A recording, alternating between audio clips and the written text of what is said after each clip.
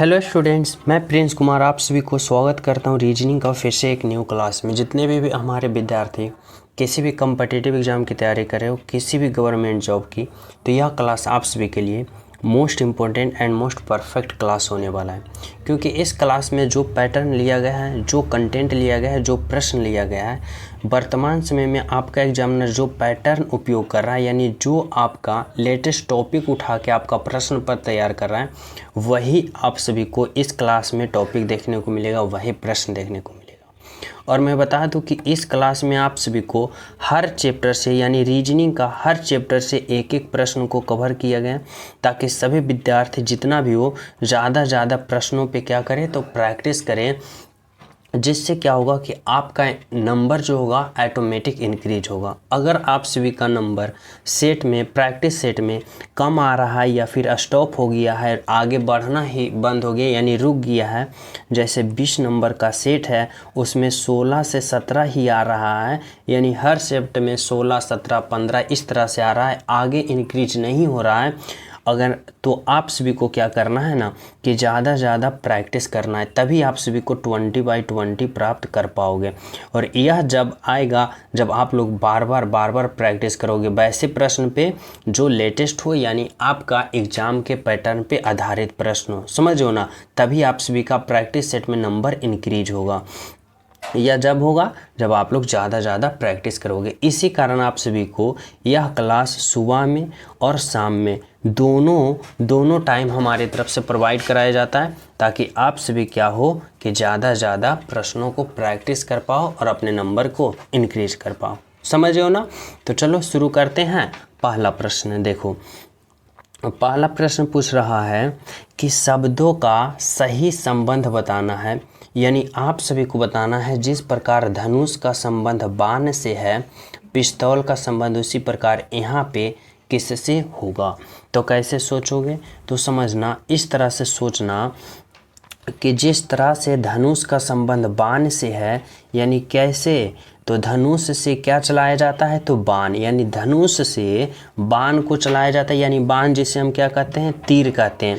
जो तीर होता है, वह जो तीर होता है ना, इस तीर को किससे चलाया जाता है, तो धनुष के माध्यम से चलाया जाता है। उसी प्रकार पिस्तौल से किससे चलाया जाता है, तो पिस्तौल से गोली, जिसे हम बुलेट कहते हैं, यानी पिस्तौल से गोली चलाया जाता है। समझो, जिस तरह से धनुष से बाण को चलाया जाता है, उसी तरह पिस्तौल से गोली को चलाया जाता है। समझो, तो इस तरह से आप सभी को सोचना होगा। तो चलिए हम सब नेक्स्ट पे, तो देखो नेक्स्ट प्रश्न आप लोग समझना। 2 नंबर का प्रश्न क्या कर रहा है, 2 नंबर का प्रश्न करा, यदि इतना का संबंध इतना है तो इतना का संबंध क्या होगा। इस बार अल्फ़ाबेट से संबंध बताना है भाई साहब। कैसे, तो इस तरह से कि जिस तरह से ACE का प्रयोग करके इतना लाया, यानी जो इसमें लॉजिक लगाया वही लॉजिक इसमें हम प्रयोग करके यहाँ पे पता करेंगे।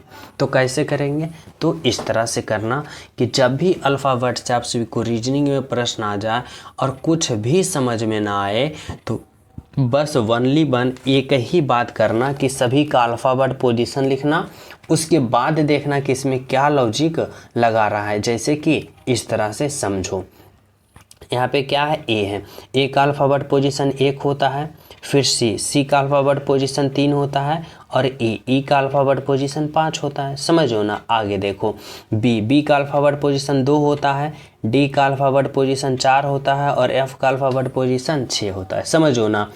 अब आप लोग समझना कि अगर ए से बी की ओर गया, यानी 1 से 2 की ओर गया, तो क्या हुआ, तो देखो, अगर 1 से 2 की ओर गया यानी कि क्या हुआ, तो +1 का इंक्रीज हुआ। समझो, उसके बाद देखो सी से डी की ओर गया, यानी सी का अल्फ़ाबेट पोजीशन 3 और डी का 4, तो 3 से 4 की ओर गया तो क्या हुआ, +1 का इंक्रीज हुआ।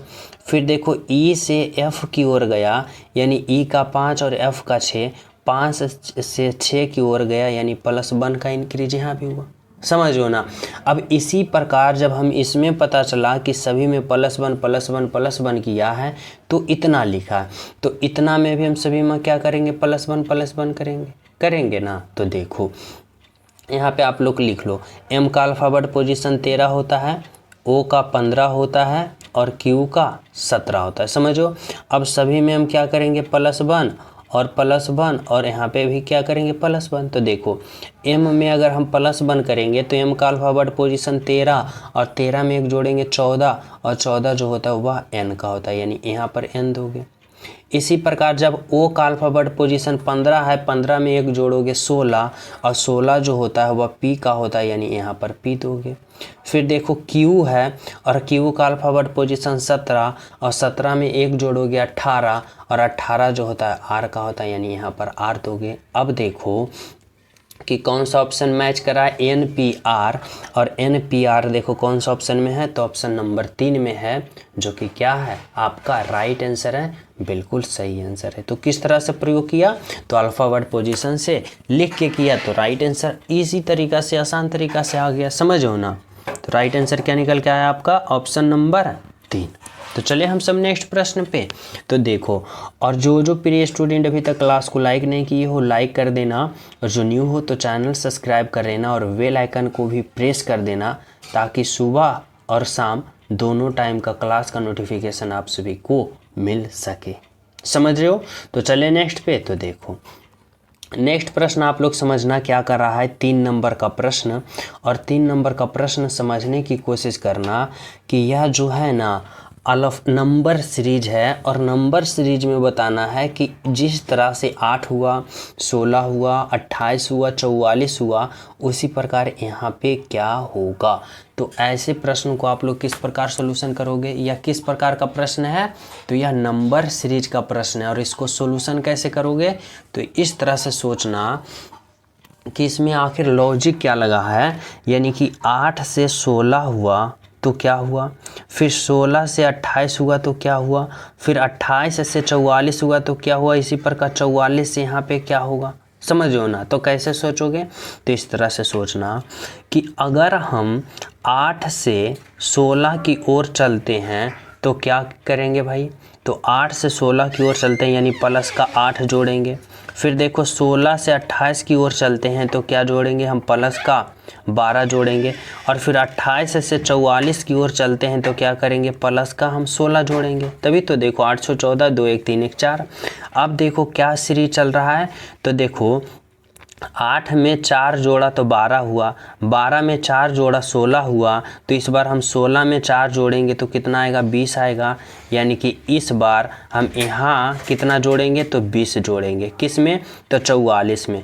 अब जब 44 में जब हम 20 को जोड़ेंगे तो कितना आएगा, तो यहाँ 4 होगा, 4 2 6 होगा, 64 आया। यानी जो अगर हम इस सीरीज में 8 जोड़े, 12 जोड़े, 16 जोड़े, 20 जोड़े, तो हमें यह सीरीज चला और तब हमें पता जाके चला कि यहाँ पे क्या होगा, तो 64 होगा। यानी ऑप्शन नंबर 3 होगा ना, जो कि आपका राइट आंसर है। समझ रहे हो क्या आपका राइट आंसर है, ऑप्शन नंबर 3। तो चले नेक्स्ट पे। तो देखो नेक्स्ट प्रश्न समझने की कोशिश करना। देखो 4 नंबर का प्रश्न क्या कर रहा है, 4 नंबर का प्रश्न कर रहा है, और यह ब्लड रिलेशन का प्रश्न है, और बहुत ही सिंपल तरीका से समझाऊंगा, स्टेप बाय स्टेप, बस समझना। कर रहा है, एक लड़की की ओर इशारा करते हुए बीना ने कहा। देखो यहाँ पे बीना है और एक लड़का है, लड़का को मैं बॉय कहता हूँ और बीना को मैं यहाँ पे बीना लिखता हूँ। समझो। अब देखो प्रश्न क्या कर रहा है, एक लड़के की ओर इशारा करते हुए बीना ने कहा, बीना ने इस लड़के की ओर इशारा करते हुए कहा है कि वह मेरे दादाजी के इकलौते पुत्र का पुत्र है। यानी बीना के क्या कर रहे हैं, बीना के, वह मेरे दादाजी के, यानी बीना के दादा होने के लिए क्या होगा, पहले इनका पिता होगा, बीना के पिता होगा, और पिता के फिर पिता होगा, पिता के पिता होगा, तभी तो इसको दादा कहेगा। कौन, बीना। समझो।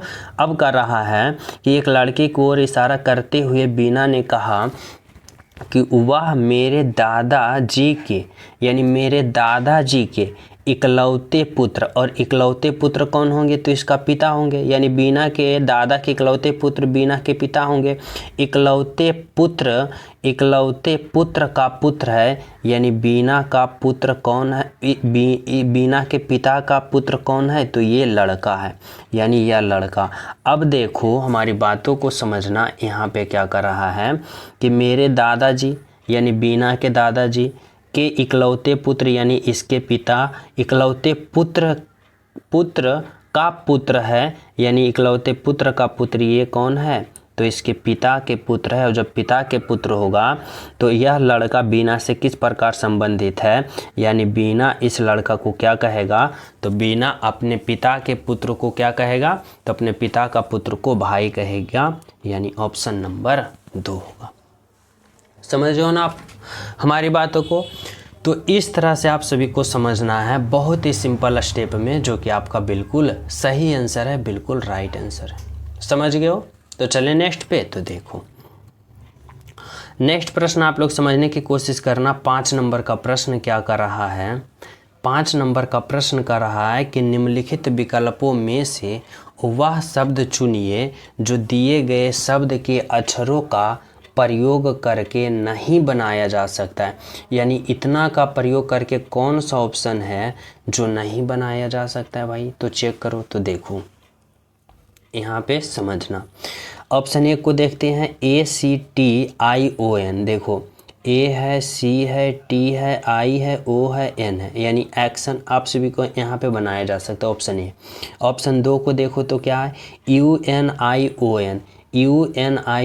देखो U, यहाँ पे देखो UNION, ये भी बनाया जा सकता है, ये भी बनाया जा सकता है। अब ऑप्शन 3 को देखते हैं, NATION। देखो NATION, यानी क्या हुआ, तो ऑप्शन ए, ऑप्शन 2, ऑप्शन 3 बनाया जा सकता है। और ऑप्शन 4 को चेक करते हैं तो क्या है, UNI।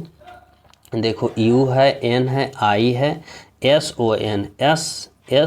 S की बात करें तो S इसमें नहीं है, यानी ऑप्शन नंबर 4 जो होगा वह नहीं बनाया जा सकता। वही तो कर रहा है, नहीं बनाया जा सकता है। तो ऑप्शन नंबर 4 देखो नहीं बनाया जा सकता है, जो कि क्या है, बिल्कुल सही है, बिल्कुल सत्य है। बोले तो ऑप्शन नंबर 4 है। समझो, यानी ऑप्शन नंबर 4 इतना से नहीं बनाया जा सकता है, क्योंकि यस का प्रयोग इसमें किया ही नहीं है। समझो।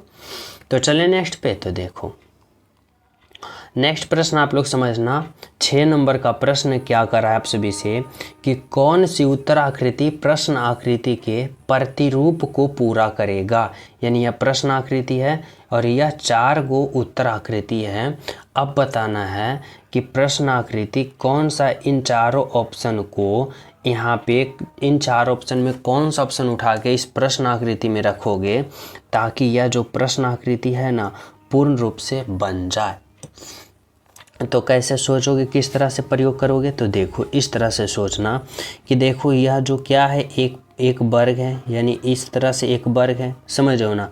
और इसके अंदर भी देखो यहाँ पे एक वर्ग है जो कि यहाँ पे छिपा हुआ है। इस तरह से ऐसे एक लकीर होगा, एक मिनट, इस तरह से ऐसे लकीर होगा और इससे मिलेगा, यानी यहाँ पे ऐसे होना चाहिए, समझो। उसके बाद देखो इसके अंदर भी 2 वर्ग है, लेकिन इस तरह से हैं। किस तरह से, इस तरह से हैं, इस तरह से, इस तरह से 2 वर्ग हैं, दिख रहा है 2 वर्ग। देखो एक वर्ग ये और एक वर्ग इसके अंदर ये। अब देखो इसके लिए फिर यहाँ से ऐसे होगा, यहाँ से ऐसे होगा और फिर यहाँ से ऐसे होगा। अब देखो ऐसा ऑप्शन किस में दिख रहा है। और इससे पहले भी इस तरह से भी देखो कि ऑप्शन छांटने के, इसके लिए यहाँ से एक क्रॉस है, एक क्रॉस यहाँ, यानी एक क्रॉस यहाँ से होना चाहिए। और तो देखो यहाँ से इसमें है, अगर यहाँ से देखें तो यहाँ से इस बीच से क्रॉस होना चाहिए, लेकिन यह यहाँ से क्रॉस है, यानी ये तो गलत हो गया।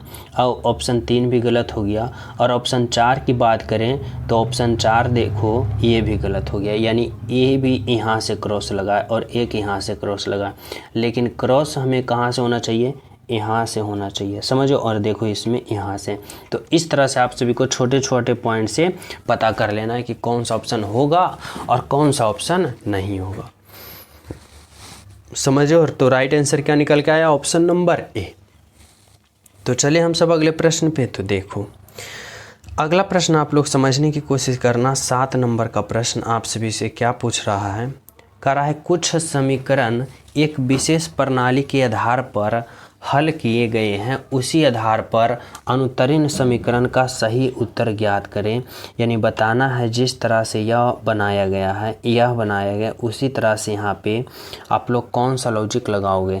यानी 7 4 1 से किस प्रकार यहाँ पे कैलकुलेशन किया है कि 714 लिखा है, उसी प्रकार 932 लिखा है, तो उसी प्रकार यहाँ पे हम क्या लिखेंगे।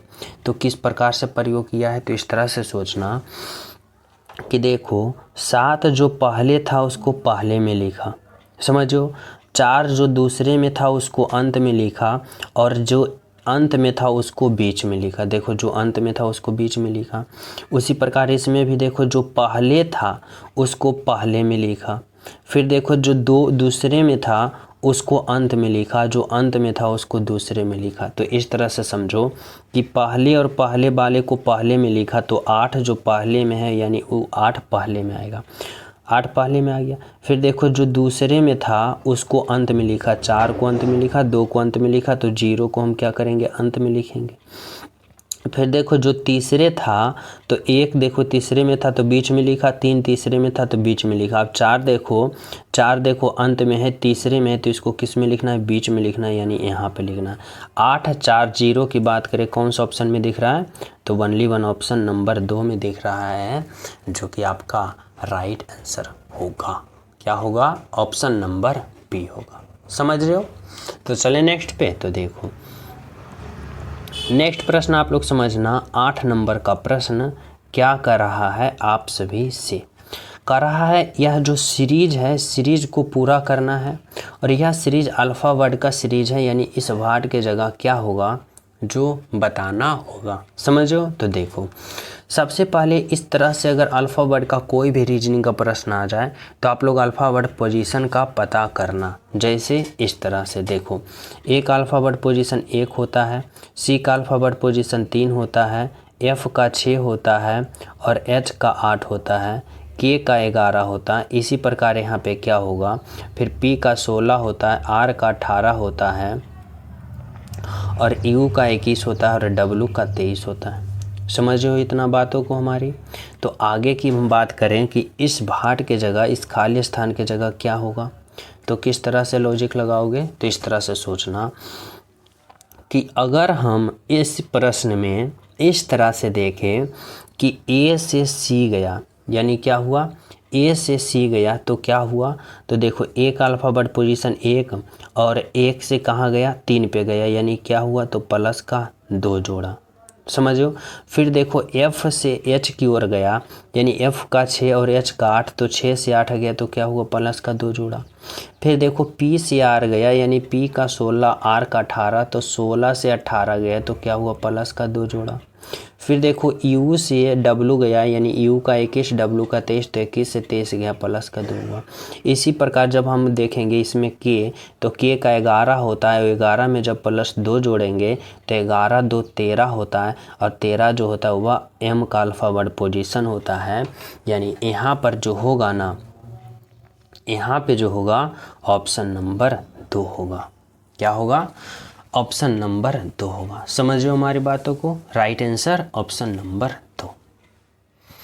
तो चले नेक्स्ट पे। तो देखो नेक्स्ट प्रश्न आप लोग समझना क्या कर रहा है, 9 नंबर का प्रश्न समझने और सोचने की कोशिश करना। देखो करा, एक कुट भाषा में इतना को इतना लिखा जाता है, तो उसी कुट भाषा में इतना को किस प्रकार लिखा जाएगा, समझना। तो इस तरह से सोचो, यहाँ पे क्या है, RELIGION, इतना को इतना लिखा जाता है, तो किस प्रकार से लिखा जाता है, यानी लॉजिक क्या लगा रखा है इसमें। तो इस तरह से सोचना कि देखो यहाँ पे क्या है, R है, E है, L है, I है, G है, I है, O है, N है। अब इतना को क्या लिखा, तो इतना लिखा, तो देखो यहाँ पे क्या लिखा, N लिखा, O लिखा, I लिखा, G लिखा, फिर I लिखा, L लिखा, फिर E लिखा, फिर R लिखा, इतना लिखा। अब देखो कि किस प्रकार से लॉजिक लगा रखा है भाई। तो देखो अगर हम बात करें, जो पहले में R था उसको अंत में लिखा, जो दूसरे में था अंत से दूसरा, जो तीसरे में था इस तरह से L, फिर I को I लिखा, फिर J लिखा, फिर I लिखा, फिर O लिखा, फिर N लिखा। यानी इस तरह से चला और इस तरह से अपोजिट कर दिया, यानी यहाँ से जो पहले था उसको अंत में, फिर जो दूसरे में था उसको अंत से दूसरे, जो पहले से तीसरा था अंत से तीसरे, यानी इस तरह से चला और इस तरह से लिख दिया। तो इसी प्रकार हम इस तरह से पहले इसको लिखेंगे, फिर इसको अंत से लिखेंगे, फिर इसको इस तरह से लिखेंगे ना, यानी जो पहले में एस था उसको अंत में एस लिखेंगे, ये जो दूसरे में था उसको अंत से दूसरे में लिखेंगे, इस तरह से। समझो? तो देखो यहाँ पे क्या है, एस है, फिर क्या है, ई है, फिर सी है, फिर यू है, एल है, ए है, आर है। समझो? अब देखो ये जो यहाँ था उसको यहाँ पे लिखेंगे एस, फिर ई लिखेंगे, उसके बाद फिर क्या है, तो सी है तो यहाँ पे सी लिखेंगे, फिर यहाँ पे यू है तो यू लिखेंगे, फिर यहाँ पे क्या है, एल है, फिर यहाँ पे क्या है, फिर ए है, और फिर यहाँ पे क्या है, तो यहाँ पे आर है। अब देखो कौन सा ऑप्शन ऐसा दिख रहा है, RALUCES,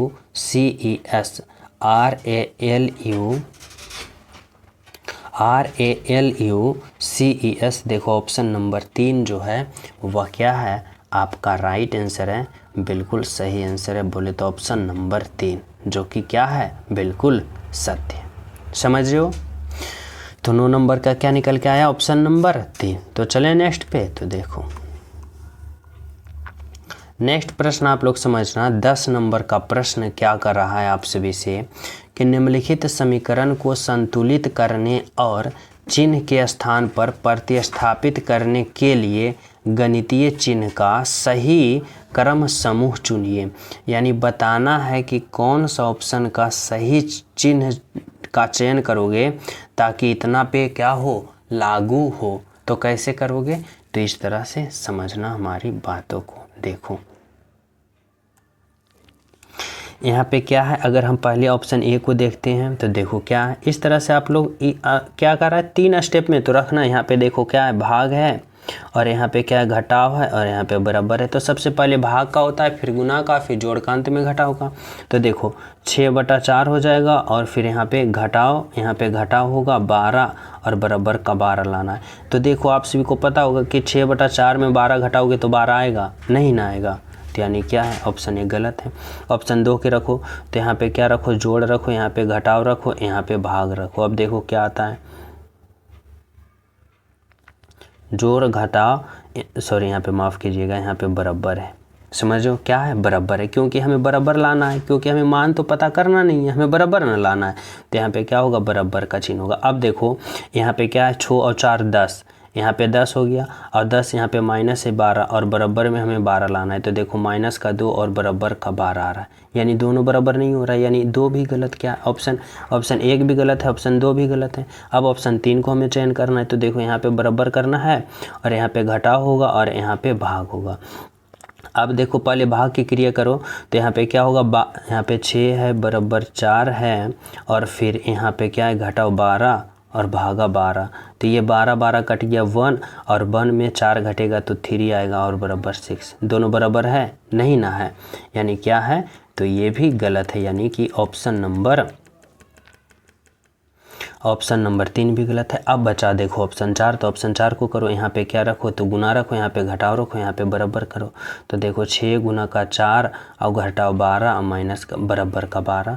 अब 6 गुना 4 24, माइनस का 12 बराबर 12। समझ हो ना? तो देखो 24 में 12 घटाओगे 12, और बराबर 12, दोनों आ गए ना बराबर, यानी कौन सा लागू हुआ, तो ऑप्शन नंबर 4 जो हुआ, यह समीकरण लागू हो गया, जो कि बिल्कुल सही है। समझो? तो सभी में हमें बराबर करना था, तो 2-2 3-3 स्टेप का था, सिंपल तरह से कर लेना। इसी तरह से आप सभी को रीजनिंग का प्रश्न देखने को मिलेगा। समझो? तो ऑप्शन नंबर 4 जो हुआ आपका राइट आंसर हुआ। तो चले नेक्स्ट पे। तो देखो नेक्स्ट प्रश्न आप लोग समझना, 11 नंबर का प्रश्न क्या कर रहा है, हमारी बातों को सोचना, समझना और बुझना। देखो कह रहा है, निम्नलिखित विकल्पों में से कौन सा विकल्प नीचे दिए गए शब्दों का सार्थक क्रम दर्शाता है, यानी बताना होगा। ऑप्शन 1 2 3 4 इनमें सार्थक क्रम से लिखना है, यानी सही क्रम से लिखना है, यानी सबसे पहले उसके बाद उसके बाद उसके बाद कौन होगा, जो आप सभी को बताना होगा। तो कैसे सोचोगे, तो देखो सबसे पहले की बात करें तो कौन होगा, तो देखो यहाँ पे क्या है, किसान है, बीज है, भोजन है और खेती है जिसे जुताई कहता है। समझो, तो देखो समझना, अगर हम सबसे पहले की बात करें तो सबसे पहले क्या होगा भाई, तो किसान होगा, यानी किसान होगा। किसान के बाद क्या होगा, तो किसान के बाद बीज होगा, यानी 2 नंबर बीज होगा। बीज होने के बाद फिर क्या होगा, तो बीज होने के बाद वह खेती करेगा, यानी जब बीज होगा तभी तो वह खेती करेगा, जुताई करेगा, सिंचाई करेगा, यानी खेती करेगा, यानी 4 नंबर। और जब खेती करेगा उसके बाद उसे क्या प्राप्त होगा, तो भोजन प्राप्त होगा, यानी 3 नंबर। तो वही तो बताया आप सभी को कि सबसे पहले कौन होगा और उसके बाद और फाइनल अंत में कौन होगा। समझो, तो इस तरह से आप सभी को समझना होगा। समझ गए हो, तो ऑप्शन नंबर क्या निकल के आया आपका राइट आंसर, तो ऑप्शन नंबर ए आया, जो कि बिल्कुल सही है। समझ गए हो, तो चले हम सब नेक्स्ट प्रश्न पे। तो देखो नेक्स्ट प्रश्न आप लोग समझना, 12 नंबर का प्रश्न क्या कर रहा है कि यदि A B C D E और एफ एक पंक्ति में बैठा है, यानी कितना व्यक्ति है, 2 2 4 2 6, यानी 6 व्यक्ति जो है एक पंक्ति में बैठा है। ई और एफ पंक्ति के मध्य में बैठा है तथा ए और बी पंक्ति के दोनों छोर पर बैठा है। सी और ए के बाईं ओर बैठा है, तो बी के दाईं ओर कौन बैठेगा, जो क्या करना है आप सभी को बताना है। तो देखो कितना व्यक्ति पहले, तो पहले यहाँ पे 6 व्यक्ति, यानी इस तरह से 1 2 3 4 5 6 व्यक्ति हो गया। समझो 6 व्यक्ति देखो हो गया। अब कर रहा है ई और एफ क्या है, पंक्ति के मध्य में बैठा है, यानी ई जो है और एफ है पंक्ति के मध्य में इस तरह से बैठेगा कि 2 व्यक्ति इधर और 2 व्यक्ति इधर, तो मध्य में कितने व्यक्ति बचा, 2 व्यक्ति। और ई और एफ जो है पंक्ति के मध्य में बैठा है, और मध्य में इस तरह से भी ने बताया है कि कौन दाएं में बैठा है और कौन बाएं में बैठा है, यानी कि समझो, तो दाएं किधर होगा, पहले इस तरह से समझना, दाएं इधर होगा और बाएं को इधर कहते हैं। समझो, अब देखो करा ई और एफ पंक्ति के मध्य में बैठा है। अगर ई यहाँ होगा तो एफ यहाँ होगा, ई यहाँ होगा तो एफ कहाँ होगा, तो एफ यहाँ होगा। अगर एफ यहाँ होगा तो ई यहाँ होगा। समझो, इतना समझना। अब देखो क्या कर रहा है, ए और बी पंक्ति के दोनों छोर पर बैठा है। ए और बी क्या है, पंक्ति के दोनों छोर पर बैठा है।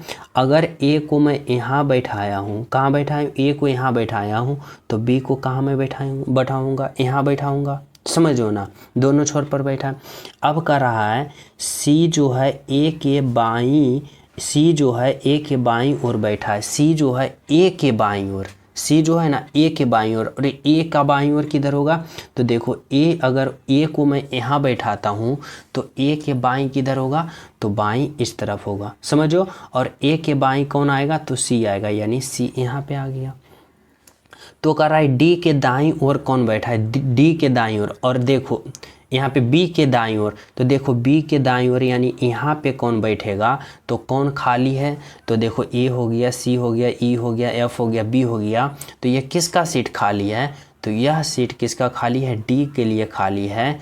यानी कि यहाँ पे बी के दाईं ओर बोले तो कौन बैठेगा, डी बैठेगा, जो कि ऑप्शन नंबर 3 में है। डी जो होगा बिल्कुल सही होगा, बिल्कुल सत्य होगा, बोले तो ऑप्शन नंबर 3 होगा। समझ रहे हो हमारी बातों को। तो चले नेक्स्ट पे, और जो स्टूडेंट क्लास को लाइक नहीं किए हो लाइक कर देना, और जो न्यू हो तो चैनल सब्सक्राइब करके बेल आइकन को प्रेस जरूर कर देना। तो चलो देखते हैं अगला प्रश्न क्या कर रहा है। 13 नंबर का 13 नंबर का प्रश्न कर रहा है, दिए गए विकल्प में से लुप्त अंक ज्ञात करें। यानी बताना है कि इतना में यहाँ पे व्हाट के जगह यहाँ पे क्या होगा, यानी इस मिसिंग नंबर के जगह कौन सा ऑप्शन होगा, जो आप सभी को बताना है, सोचना समझना है। तो कैसे करोगे, तो देखो जब भी इस तरह से मिसिंग नंबर आ जाए, लुप्त संख्या आ जाए, तो किस तरह से हल करना है, तो आप लोग सोचो। या तो आप लोग इस तरह से कैलकुलेशन करो, या तो आप लोग इस तरह से करो। अगर आप लोग इस तरह से चलते हो तो जिस तरह यहाँ पे लाया उसी तरह यहाँ से लाएगा। अगर आप लोग इस तरह से चलते हो तो जिस तरह से ये लाया उस तरह से यहाँ भी लाओगे। समझो ना। तो इससे पहले क्या करोगे, आप लोग लॉजिक पता करोगे कि आखिर इसमें किस तरह से किया है। तो अगर मैं इस तरह से सोचता हूँ, समझना, आप लोग किसी तरह से भी सोच सकते हो। तो देखो, अगर मैं इस तरह से सोचता हूँ तो अगर मैं सभी को जोड़ता हूँ तो क्या प्राप्त होता है। तो देखो, 8 0 8 8 और 2 10 के 0, बाकी बचा 1। फिर यहाँ पे क्या होगा, 7 4 11 और 11 और 9 कितना होगा। तो 11 9 20 और 20 और 1 21, यानी 210, यानी 210। यहाँ पे क्या आया, जब तीनों को जोड़ें तो 210 आया। चलो भाई, इसको जोड़ के देखो क्या आता है। तो 3 3 6 और 6 4 10, 10 के 0, बाकी बचा 1। समझो।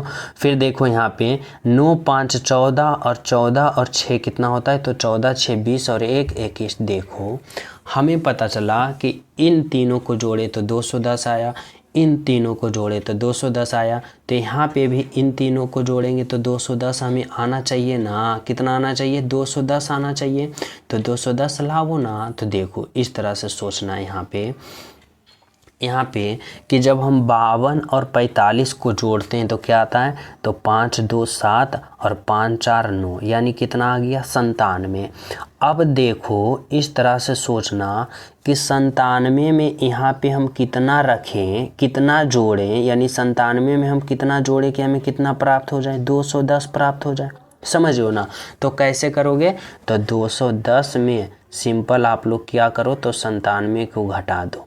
तो देखो यहाँ पे कितना आएगा, 3 आएगा, ये हो गया 20, और 20 में जब 9 घटाओगे तो कितना आएगा, तो 11 आएगा, यानी 113। यानी कि यहाँ पे आप लोग 113 यानी 113 रखोगे तो 210 आ जाएगा। अब देखो, या आप लोग इतना इतना इतना को जोड़ो तो 210 यहाँ भी आया, यहाँ भी आया, यहाँ भी आया, यानी बोले तो ऑप्शन नंबर क्या होगा, तो 2 होगा। समझ रहे हो, राइट आंसर ऑप्शन नंबर 2। तो चले नेक्स्ट प्रश्न पे हम सब। तो देखो, नेक्स्ट प्रश्न समझना क्या कर रहा है। 14 नंबर का प्रश्न, सोचने और समझने की कोशिश करना कर रहा है। विषम की पहचान करें। यहाँ पे आप सभी को बताना है कि इन चारों ऑप्शन में 3 ऑप्शन एक समान होगा और एक ऑप्शन जो होगा सबसे अलग होगा, हट के होगा, और वही ऑप्शन का चयन करना है, पता करना है। तो कैसे करोगे, तो देखो यहाँ पे क्या है, क्रोध है, नष्ट करना, चिड़चिड़ाहट एवं रोष, जिसे हम कहते हैं क्रोधनात्मक, क्रोधोन्माद। समझो। तो देखो, इसमें 3 कौन सा समान है। तो अगर हम बात करें इस तरह से, ऑप्शन ए का क्रोध, ऑप्शन 3 का चिड़चिड़ाहट और ऑप्शन 4 का क्रोधोन्माद, जिसे हम रोष कहते हैं, तो ये तीनों एक समान है, यानी क्रोध से, क्रोध करना, गुस्सा करना। और जब हम बात करें नष्ट करना, यानी नष्ट करना, तो नष्ट करना मतलब क्या होता है, द इंड। इंड मतलब क्या होता है, खत्म करना। क्या करना है, द इंड हो गया, यानी खत्म कर दिया, यानी नष्ट कर दिया। तो सबसे अलग क्या है, यानी कि ऑप्शन नंबर 2 है, जो कि बिल्कुल सही है, यानी नष्ट करना। समझिए, ऑप्शन नंबर 2। तो चलिए नेक्स्ट प्रश्न पे हम सब। तो देखो, नेक्स्ट प्रश्न आप लोग समझने की कोशिश करना। यहाँ पे क्या कर रहा है, 15 नंबर का प्रश्न कि विषम की पहचान करें। यानी option A, option 2, option 3, option 4 में बताना है कि इन चारों ऑप्शन में कौन सा ऑप्शन विषम है, यानी सबसे अलग है, और इस बार संख्या का विषम पहचान करना है।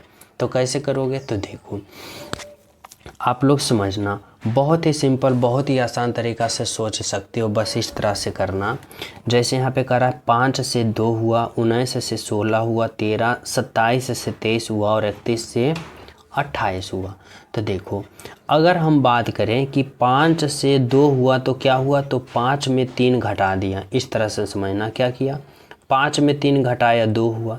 फिर देखो, अगर हम 19 में 3 घटाएंगे तो कितना होगा, तो 19 में 3 घटाएंगे तो 16 होगा। और यहाँ पे देखो 2 है, यहाँ पे भी 2 है, यहाँ पे 16 है, 16 है। समझो। फिर देखो, अगर हम 27 में 3 को घटाते हैं तो कितना आता है, तो 27 में 3 घटाएंगे तो 24 आता है।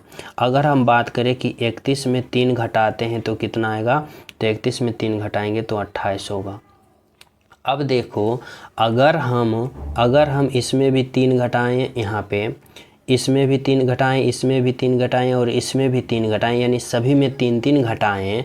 तो देखो इसमें 2 यहाँ पे आ रहा है, 2 यहाँ पे, 16 यहाँ पे, 16 यहाँ पे, 28 यहाँ पे, 28 यहाँ पे। लेकिन जब हम 27 में 3 घटाएं तो 24 आना चाहिए, लेकिन यहाँ पे 23 आ रहा है। यानी क्या है, तो यानी सबसे अलग जो है ऑप्शन नंबर 3 है, क्योंकि इसमें 3 घटाएं तो 2 आया, इसमें 3 घटाएं 16 आया, इसमें 3 घटाएं 28 है, लेकिन इसमें 3 घटाएं तो 23 आया, आना चाहिए 24। तो सबसे अलग कौन है, तो ऑप्शन नंबर 3 है। समझिए हो। चलो अगला प्रश्न देखो क्या है। देखो अगला प्रश्न है 16 नंबर का, और यहाँ पे भी कह रहा है विषम पहचान करें, और इस बार अल्फ़ा वर्ड से विषम पहचाना। अल्फ़ा वर्ड से यानी क्या करना है, अल्फ़ा वर्ड पोजीशन से पता करना है। कैसे, तो देखो इस तरह से। सबसे पहले अल्फ़ा वर्ड पोजीशन पता करना। डी का अल्फ़ा वर्ड पोजीशन 4 होता है, सी का 3 होता है, बी का 2 होता है, ए का 1 होता है। समझो। इसमें देखो जेड का 26 होता है, वाई का कितना होता है, 25 होता है, और एक्स का 24 होता है, और डब्लू का 23 होता है। फिर देखो एस का 19 होता है, आर का 18 होता है, पी का 16 होता है, और क्यू का 17 होता है। एच का 8 होता है, जी का 7 होता है, एफ का 6 होता है, और ई का 5 होता है। अब देखो सबसे अलग क्या है, तो देखो 4 से 3 गया, 3 से 2 गया, और 2 से 1 गया, यानी -1 -1 -1 क्या कर रहा है, घट रहा है। फिर देखो 26 से 25 गया, 25 से 24 गया, 24 से 23 गया, यानी इसमें भी -1 क्या हो रहा है, घट रहा है, यानी सभी में -1 -1 घट रहा है। समझ हो ना। आगे देखो क्या होता है इसमें देखो 19 से 18 गया, -1 घटा, 18 से 16 गया तो क्या हुआ, यहाँ पे 2 घट गया, और 16 से 17 गया, यानी 1 यहाँ पे जुट गया, यानी -2 हो गया और +1 हो गया। फिर देखो 8 से 7 हुआ -1, 7 से 6 -1, 6 से 5 -1। तो क्या पता चला कि इसमें भी -1 -1 -1, इसमें भी -1 -1 -1, और इसमें भी -1 -1, लेकिन इसमें क्या हुआ, -1 -2 +1, यानी सबसे अलग जो हुआ ऑप्शन नंबर क्या हुआ, तो ऑप्शन नंबर 3 हुआ, जो कि आपका राइट आंसर है। यानी क्या हुआ आपका राइट आंसर, तो ऑप्शन नंबर 3। तो इस तरह से आप सभी को पता करना है राइट आंसर। तो चले नेक्स्ट पे। तो देखो 17 नंबर का प्रश्न समझना क्या कर रहा है शब्द संख्याओं का संबंध बताना। यानी इस बार आप सभी को इस तरह से संख्या का संबंध बताना है, जिस तरह से 9 से 81 हुआ तो 4 से यहाँ पे क्या होगा, आप सभी को सोचना होगा। तो कैसे सोचोगे, तो इस तरह से सोचना समझना कि देखो 9 से 81 हुआ तो क्या हुआ, तो 9 का वर्ग किया यानी 81 हो गया। तो इसी प्रकार हम क्या करेंगे, 4 का वर्ग करेंगे तो 4 का वर्ग 16 होता है। तो ऑप्शन नंबर ए होगा, जो कि बिल्कुल सही है, 16 बिल्कुल सत्य, ऑप्शन नंबर 1। समझ गए हो।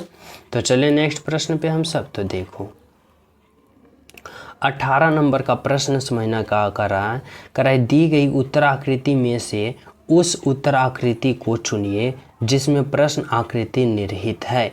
यानी यह देखो प्रश्न आकृति है और यह उत्तराकृति है। अब बताना है कि कौन सा प्रश्न आकृति कौन सा ऑप्शन वाले में सम्मिलित है।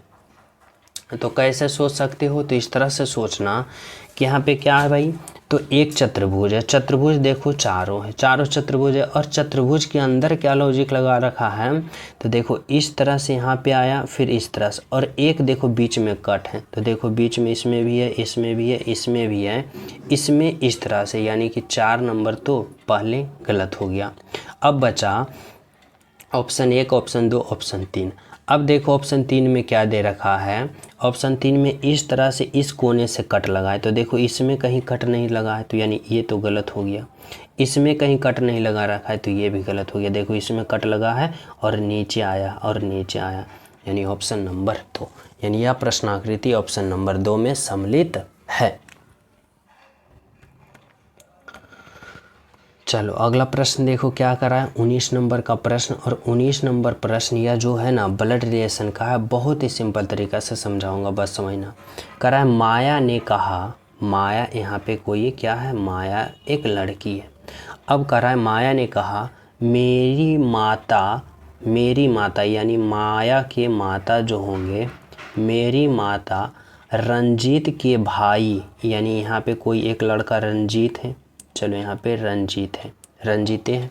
अब कह रहा है कि माया ने कहा मेरी माता, यानी माया के माता रंजीत के भाई, यानी रंजीत का भी कोई क्या है, तो रंजीत का कोई भाई है, तो रंजीत का भाई के बहन है, रंजीत के भाई, यानी मेरी माता में, यहाँ माया जो कर रही है मेरी माता रंजीत के भाई, रंजीत का यह भाई है, रंजीत के भाई की बहन है। और जब रंजीत के भाई की ये कौन है, बहन है, तो ये क्या है, ये तीनों रंजीत और उसका भाई और ये माया की माता क्या होंगे, तो तीनों भाई बहन होंगे।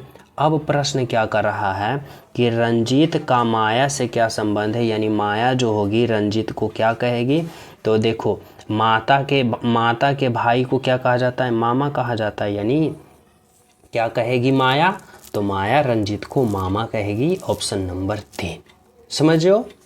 चलो देखो 20 नंबर का प्रश्न समझना, और 20 नंबर का प्रश्न मैं आप सभी को होमवर्क के रूप में देना चाहता हूं, और यह डायरेक्शन वाले प्रश्न, इसमें कुछ पॉइंट याद रखना। ऊपर की ओर उत्तर कहते हैं, नीचे की ओर दक्षिण, इधर पूर्व कहते हैं, इधर हम पश्चिम कहते हैं। और जितना जितना किलोमीटर जिस दिशा में करा उस दिशा में आप लोग चला दो, और राइट आंसर का पता ज़रूर करना। यह प्रश्न का राइट आंसर होमवर्क कमेंट में अभी तुरंत ही कर दो, और सभी विद्यार्थी ईमानदारी पूर्वक कमेंट करना। और जो न्यू हो, चैनल पे पहली बार हो, तो चैनल सब्सक्राइब कर लेना, साथ में बेल आइकन को ज़रूर प्रेस करना, ताकि सुबह और शाम वाले क्लास का नोटिफिकेशन आसान तरीक़ा से मिल सके, समझो ना। और साथ ही क्लास को जो लाइक नहीं किए हो, लाइक करके अपना अटेंडेंस बना लेना। और क्या, तो डिस्क्रिप्शन में लिंक मिल जाएगा टेलीग्राम का, तो वहाँ भी ज्वाइन हो जाना, समझो। इतना काम आप लोग कर लेना। तो मिलते हैं आप सभी को अगले क्लास में, जब तक सभी को हमारे तरफ से जय हिंद।